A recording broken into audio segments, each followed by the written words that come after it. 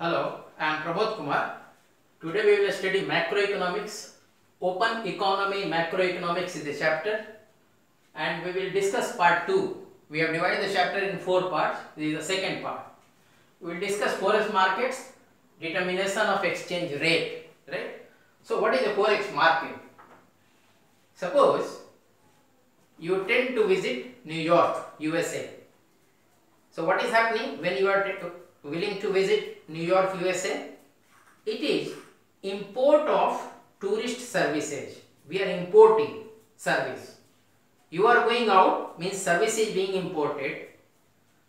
If people from foreign country are coming to India, it means tourist service is being exported, right? So you will need to have dollars, US dollars. You will need to know where I can get dollars and what will be the rate. So dollars can be found with commercial banks, private dealers, authorized dealers, and monetary authorities like Reserve Bank of India, and you would like to know what is the rate. So suppose you want to buy USD, which is like this, and the rate is 70 rupees. It means rupee dollar. It means rupee dollar is equal to 70 to 1. You need to give 70 rupees for getting 1 US dollar, right? So that is called rupee dollar exchange rate. 70 rupees, $1, right? And you know that it is available from commercial banks, authorized dealers, others, and monetary authorities. So what is exchange rate? The price of one currency in respect of the other, in reference to the other. The price of one currency, Indian rupees, in respect of the other, US dollar. This is Indian rupees, 70 rupees is equal to 1 US dollar, right? Now, exchange rate we have already discussed. Price of one currency in terms of the other, exchange rate. Then, before you go to New York, you would like to know what is the price level there, right? What is the price level there? So how do we know what is the price level there? What is the measure for that? What is the measure for that? The measure is real exchange rate. And how do we measure that?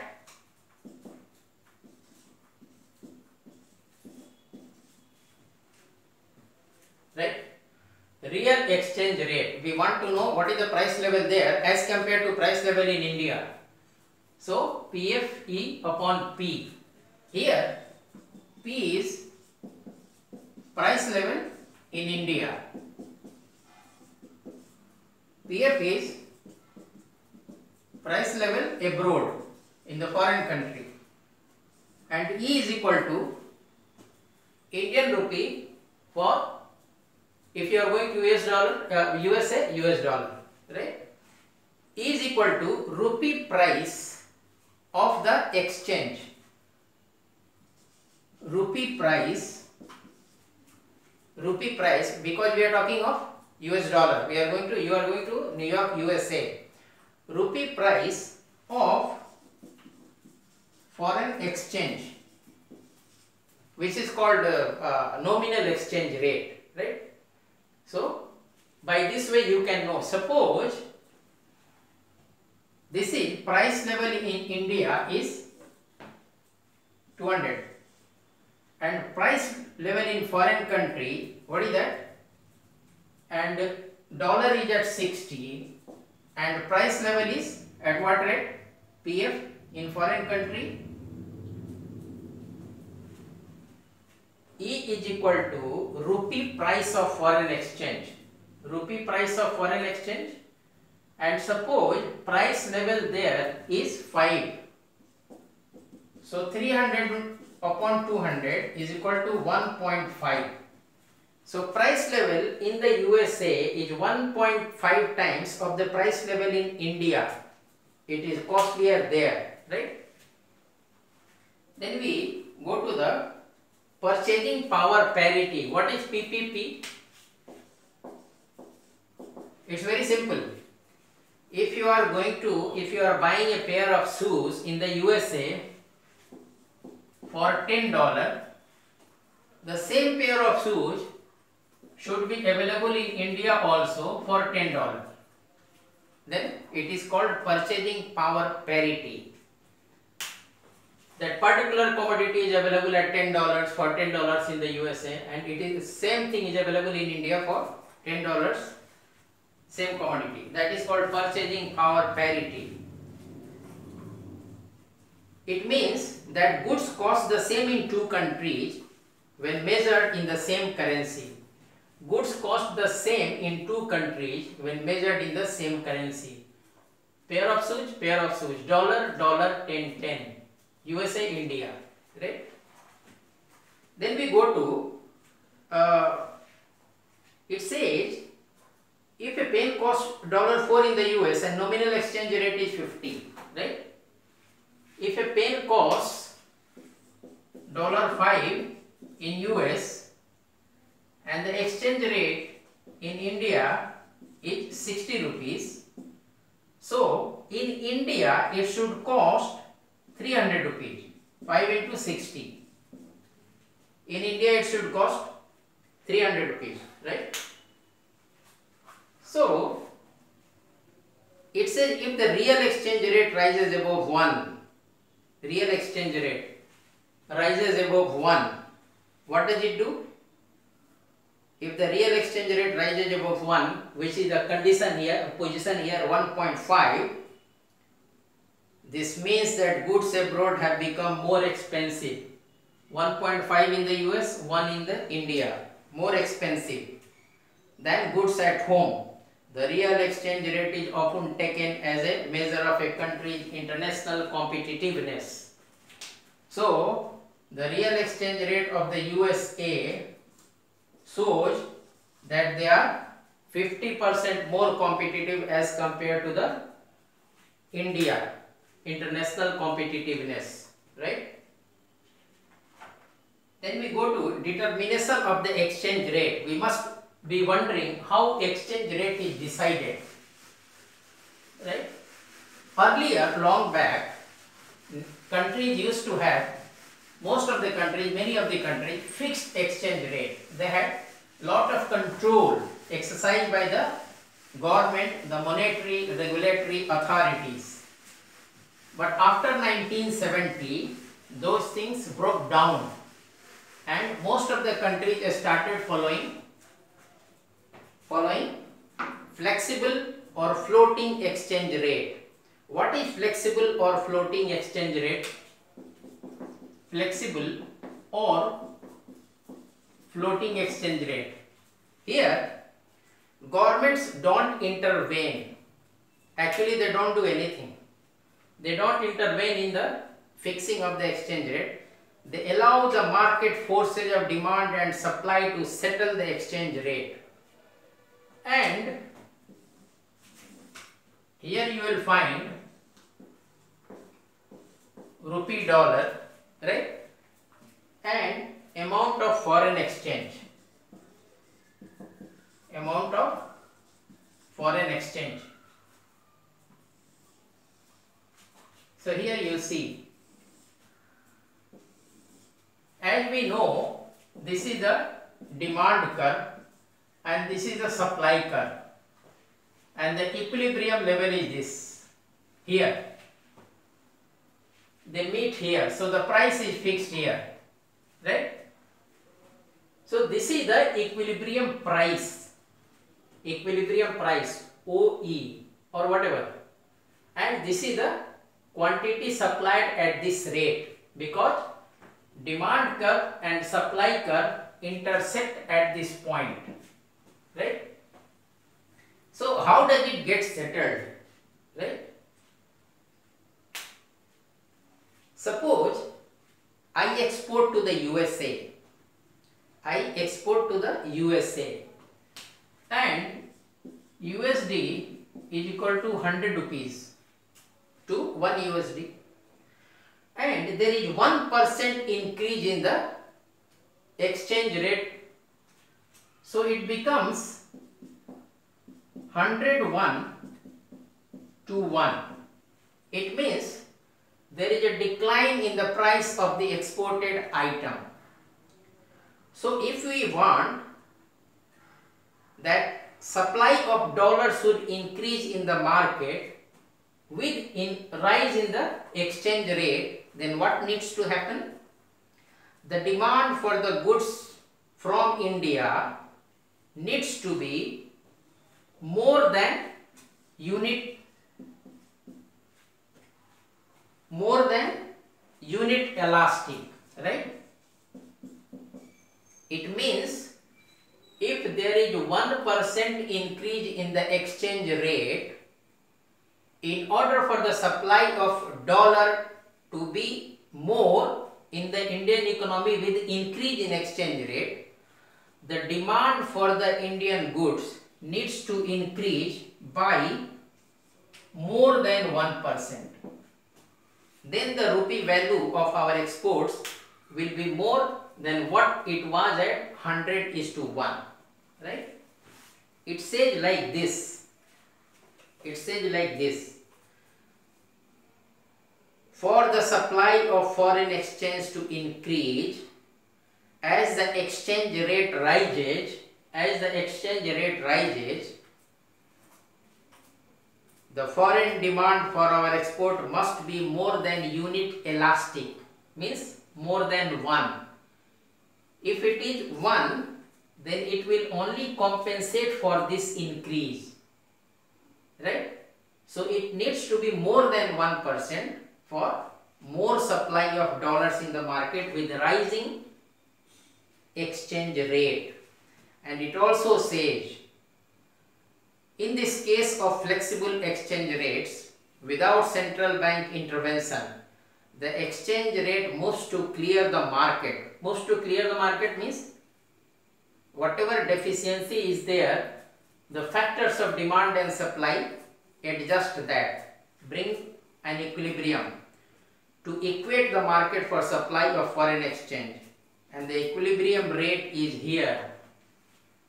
Equilibrium rate is, and this is the equilibrium point. Okay. Now we go ahead.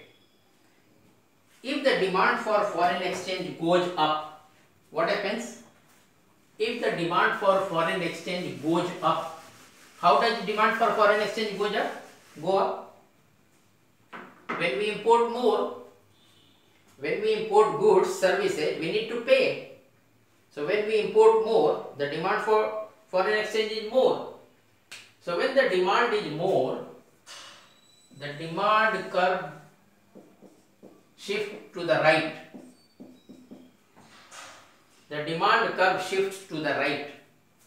So what happens? Demand is more, supply is less. So consumers will be willing to pay more. And the new equilibrium point will be here.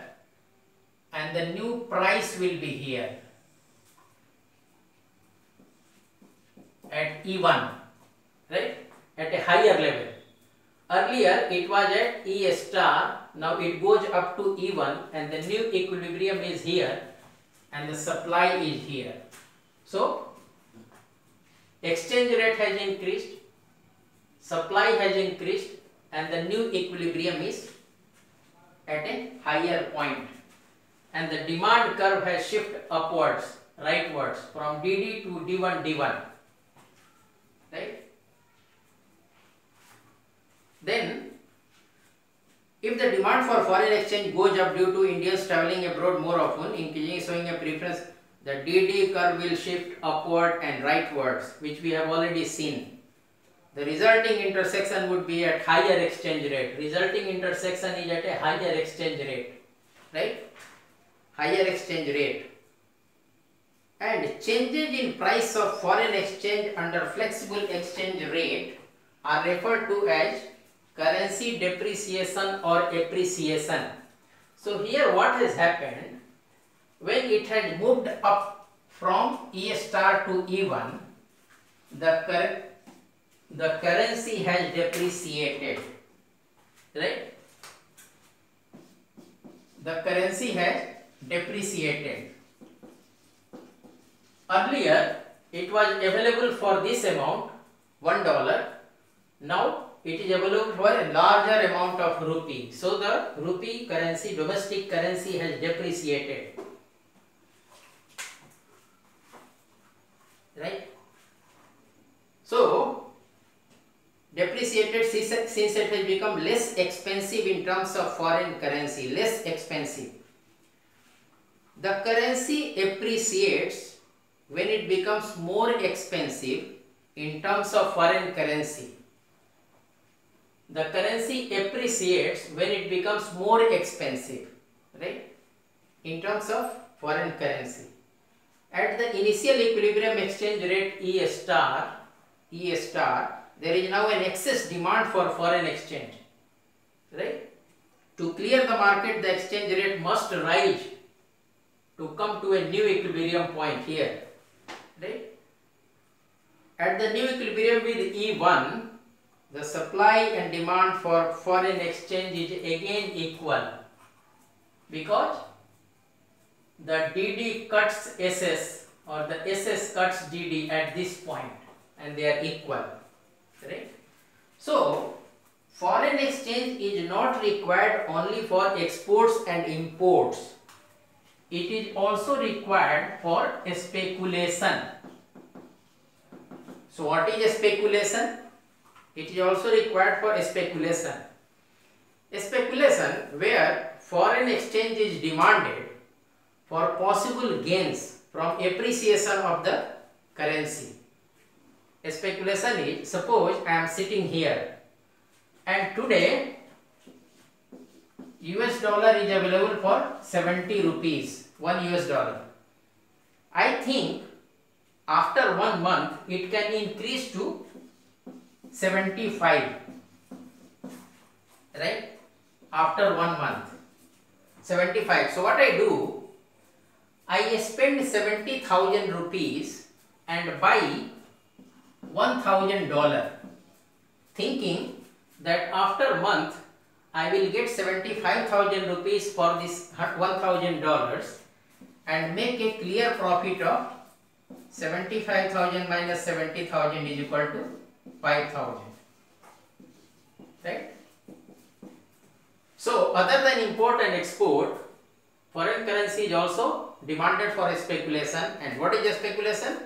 Where foreign exchange is demanded for possible gains. I think there could be possible gain from appreciation of currency. So which one is appreciating here? US dollar. Earlier it was available for 70 rupees only. Now it is available for 75 rupees. So dollar has appreciated, rupee has depreciated. If one currency appreciates, the relative other currency depreciates. If one currency depreciates, the relative other currency appreciates, right? Now we go to what are the impacts. The above analysis assumes that interest rate, income and prices remain constant. However, these may change and will shift the demand and supply curve for foreign exchange. Interest rate and exchange rate. Suppose in India, interest rate is 6%.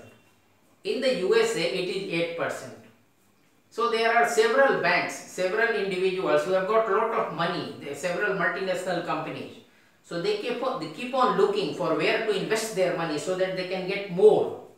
So what they do, they keep on shifting their money from lower interest earning geography to higher interest earning geography. So Indian people having money in India will shift their money to the USA. Here it is 6% interest, there it is 8%. And the people in the US also would like to invest their own currency in their own currency because it is 8%, high interest rate. So the demand for US dollar will go up, right? And the demand curve for US dollar will move up, rightwards, right? It will move up. And demand curve for Indian currency will move down. If it was here, Indian currency demand curve, it will come down because Indians are looking for investing in US dollar. So that is interest and the exchange rate impact. And it says a rise in the interest rate at home often leads to an appreciation of the domestic currency. But since in India it is 6%, US 8%, it means, and if it has come down from 7% to 6% in India, it was 7%, it has come down to 6%. So the difference between the two currencies now is 2%. USA 8%, India 6%. In India, rate of interest has gone down. So what happens? A decline in the interest rate at home often leads to an depreciation of the currency. Decline in interest rate, depreciation of currency. Increase in interest rate, appreciation of the currency. Right? Now, income and exchange rate. What is the income and exchange rate? Suppose my income goes up. So my requirement for consumption of imported goods goes up. My income goes up. My requirement for consumption of imported goods goes up. So I need more dollars because I need to import, I need to pay. When I import, I pay in dollars. So demand for foreign exchange goes up. And if I earn less, then my demand for imported goods goes down and the demand for dollar goes down. Right? Income and exchange rate. So, demand curve for foreign currency shifts faster. And suppose in India, consumption is increasing very fast. So, what happens? If population is increasing very fast, consumption is increasing very fast. So, the demand for imported goods increases fast and demand for foreign currency increases fast. Right? And this demand increases faster generally than the speed of increase in the supply. Right? So now we go to fixed exchange rate. What is the fixed exchange rate? In this, the monetary authorities fix the exchange rate. Earlier we have discussed floating or flexible. Floating or flexible exchange rate. Now we discuss fixed exchange rate. In fixed exchange rate, what happens? The government or the monetary authority is left with the option to change the exchange rate periodically, which they do very rarely. They don't do at very regular intervals, but they do. They have got the option to change the exchange rate. So how does it happen? Suppose today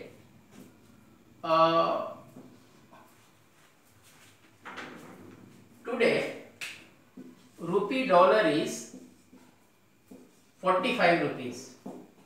So Reserve Bank of India, the monetary authority, wants to keep its price as 43. So market rate is 45, but RBI wants to make it 43. So what happens? It means this currency has become costlier vis-a-vis dollar. Right? Earlier $1 could fetch 45 rupees. Now $1 can fetch only 43 rupees. So this rupee has appreciated. So what happens? When the rupee appreciates, the demand for rupee will go up and the demand for dollar will go down. In the other condition, if rupee dollar is 45 and Reserve Bank of India wants to make it 50. So what it will do? It will fix the price at 50. So what happens? Earlier $1 could fetch 45, now it fetches 50. So this rupee has become weaker vis-a-vis the dollar, means it has depreciated. So the demand for dollar will go up and demand for rupee will come down. Right? Sorry, rupee has got earlier $1 fetches 45, now $1 fetches 50. So there will be a rush for getting rupees. People will be running after because dollar fetches 50 instead of 45. They are getting more. Right? So Reserve Bank of India intervenes and changes exchange rate, but at a very low frequency. It doesn't get very regularly. A devaluation is said to occur when the exchange rate is increased. Here exchange rate has been increased 45 to 50. So here the currency has devaluated. Said to occur when the exchange rate increase by social action under pegged exchange rate. The opposite of devaluation is a revaluation. Revaluation from 45 to 43, right? Or the government may leave it unchanged for a very long time, right? Then we can do one thing. We can take 3-4 minutes to sum up. Exchange rate, price of one currency in terms of the other currency, and price of foreign currency in terms of domestic currency is equal to bilateral nominal exchange rate. It is called bilateral because one currency for another, and nominal exchange rate because they quote exchange rate in money terms, that is so many rupees for $1 or 1 pound. And how expensive American goods are in relation to the Indian goods, that we know from real exchange rate, and the formula was EPF upon P. P was price level in India, PF was price level abroad, and E was, a small e was rupee price of foreign exchange, right? That way we know if it is more than 1, it means in foreign country the price level is higher than what is there in India, means their things are costlier, right? Then real exchange rate. If real exchange rate is equal to 1, it shows purchasing power parity. It means if a pair of shoes is available for $10 in the USA, it should be available for in India also for $10, right? That is called purchasing power parity. In two countries, the same good is available at the same price in the same currency, right? A country, it shows that the real exchange rate shows the international competitiveness of a country, right? If it is more than 1, it is more competitive, right? Then we come to flexible or floating exchange rate. It is determined by forces of market demand and supply. Central banks do nothing, they don't intervene. They allow the market forces to balance the demand and supply and exchange rate to stabilize at a certain point. And that way total credits in bank balance of payment accounts are equal to supply of foreign exchange. And another reason for foreign exchange is speculation. And what is a speculation?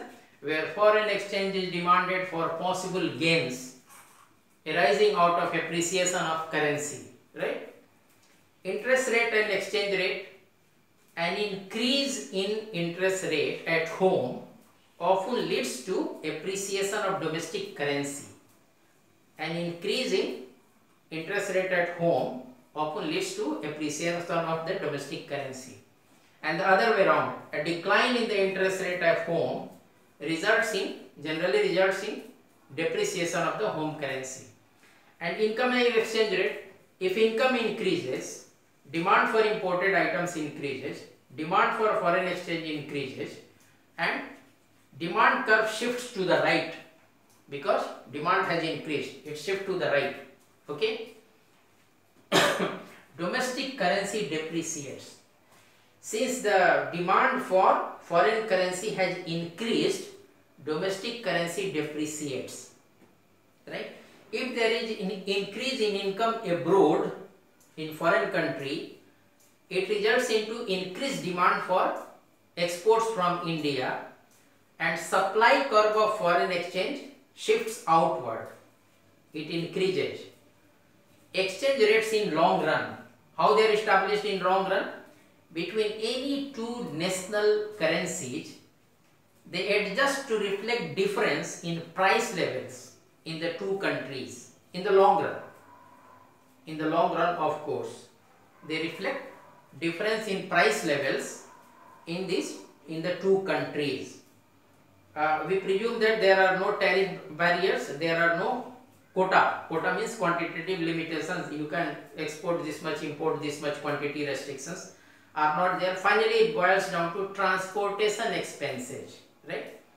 And we can say it like this: exchange rates in the long run between any two national currencies, they adjust to reflect differences in price levels in the two countries, right? So I hope you found it easy to understand. For any query you may, please approach me on my email ID, which will be there at the thumbnail to the video.